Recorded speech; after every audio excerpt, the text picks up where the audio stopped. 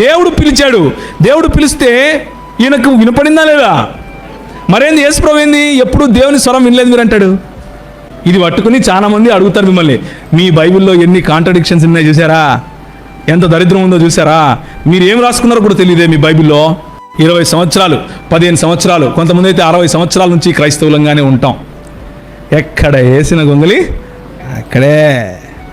దేవుడు ఏంటి, ఆయన ఉనికి ఏంటి, ఆయన ప్రత్యక్షతలు ఏంటి, ఆయన యొక్క గొప్పతనం ఏంటి, ఆయన ఔన్నత్యం ఏంటి, ఆయనతో నాకున్న సంబంధం ఏమిటి, నేను ఆయనలో ఏమై ఉన్నాను అన్న విషయాలను మనం పట్టించుకుంటే ఇలాంటి ప్రశ్నలకు చాలా స్పష్టంగా చాలా సూటిగా మనకు సమాధానాలు దొరికిపోతాయి.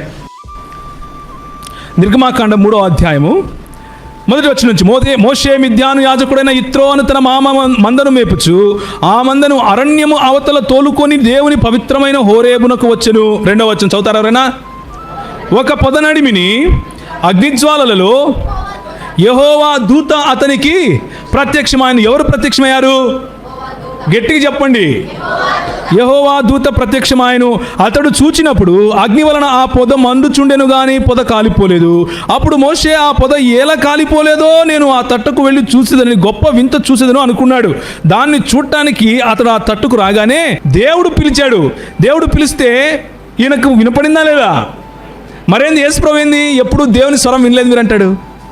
ఇది పట్టుకుని చాలా మంది అడుగుతారు మిమ్మల్ని, మీ బైబిల్లో ఎన్ని కాంట్రడిక్షన్స్ ఉన్నాయి చూసారా, ఎంత దరిద్రం ఉందో చూసారా, మీరు ఏం రాసుకున్నారో కూడా తెలియదే మీ బైబిల్లో అని ప్రశ్నలు వేస్తారు.